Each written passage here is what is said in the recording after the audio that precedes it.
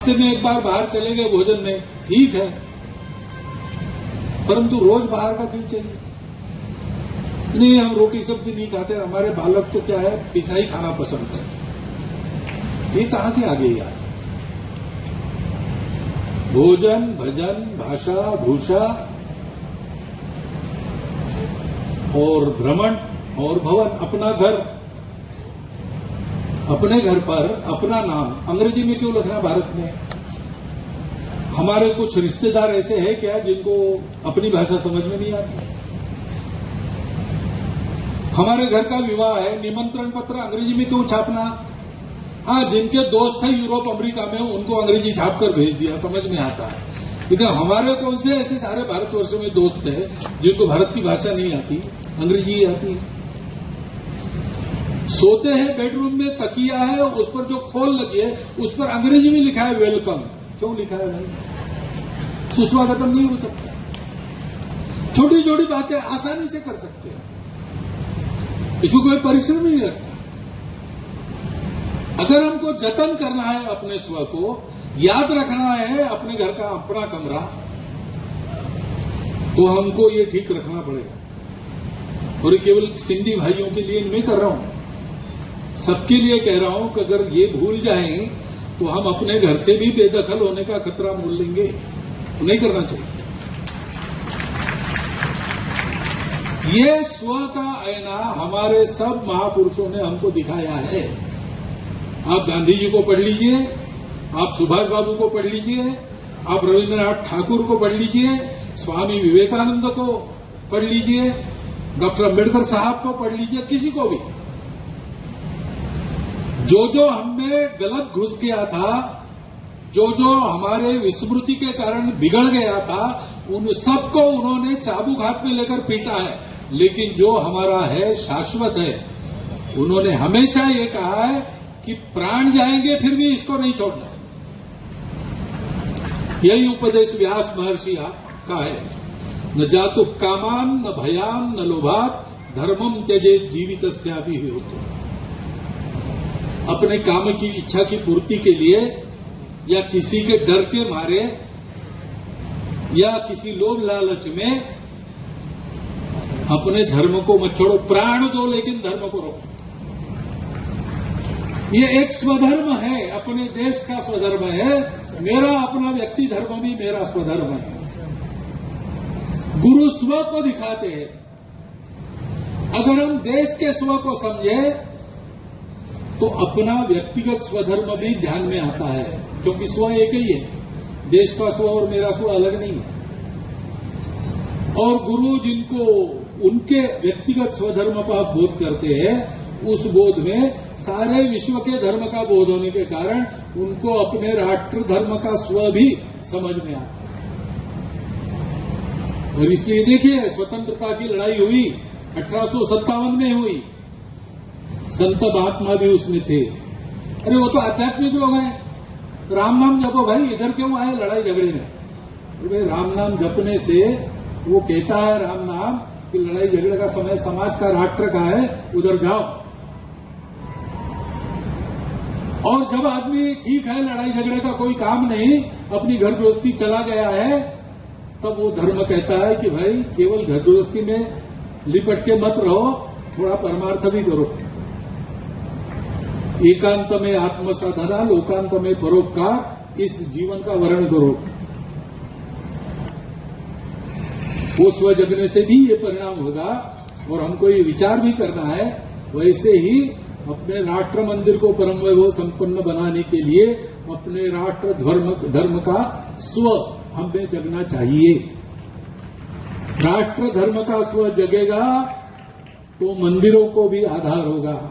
मंदिर फलेंगे फूलेंगे तो राष्ट्र को भी आधार होगा। ये सब परस्परावलंबी, परस्पर निर्भर है, एक दूसरे से अभिन्न है।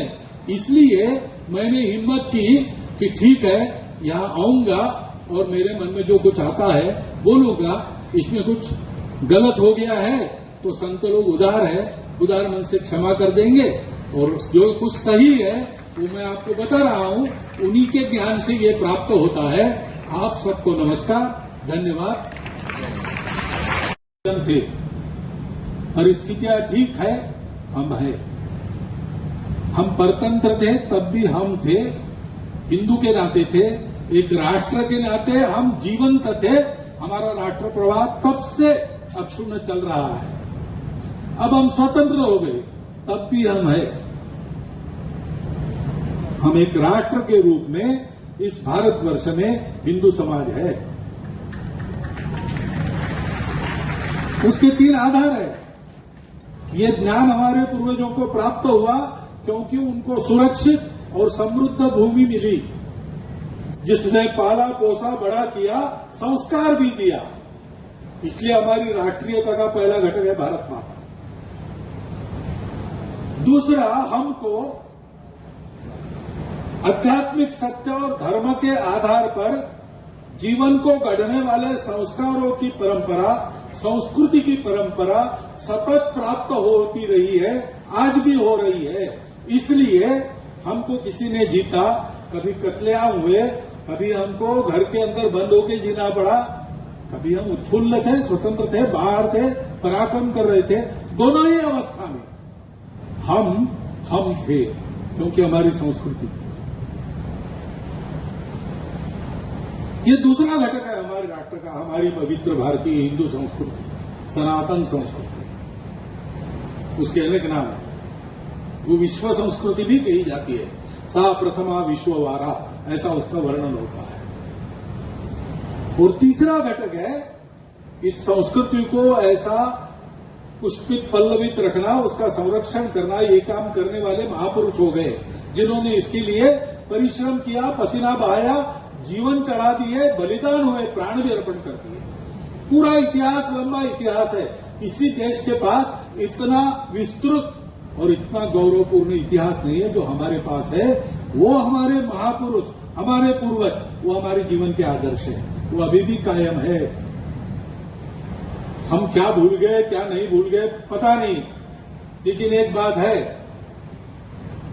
कि गुरुओं के बलिदान को, गुरुपुत्रों के बलिदान को संपूर्ण देश में आज भी माना जाता है।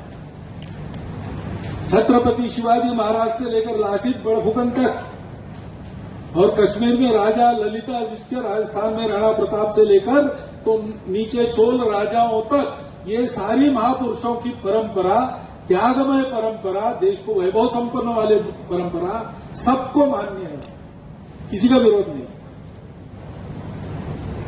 ये महापुरुष, उनके आदर्श, ये हमारे राष्ट्रीयता का तीसरा घटक है। ये जिनके पास है उनको हिंदू कहा जाता है आज भी। कभी कभी अपने आप को हिंदू न कहने वाले भी विदेशों में जाते हैं तो इनको हिंदू कहा जाता है या हिंदवी कहा जाता है। तब वो अचरज में पड़ जाते हैं कि हम तो है नहीं, हम तो पूरी ताकत लगाकर हम नहीं है कह रहे। ऐसा लगातार कहने के बाद भी दुनिया आज भी हमें हिंदुओं से निकले या हिंदू ही कहती है क्योंकि वो दिख रहा है, वो सत्य है। इस सत्य को हम माने, वो टूटा हुआ आईना फेंक दे, हम सब लोग एक साथ रहे, उसके लिए स्वबोध आवश्यक है। गुरु की भक्ति से, भजन से, मंदिर में भक्ति करने से, मंदिरों का रखरखाव ठीक रखने से, मंदिरों को सामाजिक जीवन का केंद्र बनाने से अपना व्यक्तिगत स्वबोध जागता है। वैसे राष्ट्र का स्वबोध जागने के लिए क्या करना है? पहली बात, अपने घर की चौखट के अंदर कम से कम अपने घर की चौखट के अंदर, दुनिया भर में संभव हुआ तो दुनिया भर में, नहीं तो अपने घर के अंदर कम से कम भाषा, भूषा, भजन, भवन, भ्रमण, भोजन, ये हमारा चाहिए। जैसा हमारी परंपरा में वैसा चाहिए। बहुत सारे सिंधी भाई यहां बैठे हैं, मुझे बड़ा आनंद है। वो पाकिस्तान नहीं कहते, वो अविभाजित भारत कहते। ये आदत नई पीढ़ी तक जानी चाहिए, क्योंकि हमारा एक घर है, परिस्थिति ने हमको उस घर से यहां भेजा है, क्योंकि वो घर और ये घर अलग नहीं है, पूरा भारतवर्ष एक घर है। परंतु हमारे घर का एक कमरा जिसमें मेरा टेबल कुर्सी कपड़ा वपड़ा रहता था, वो किसी ने हथियाया है। कल मुझे उसको वापस लेके वहां फिर से अपना डेरा डालना है।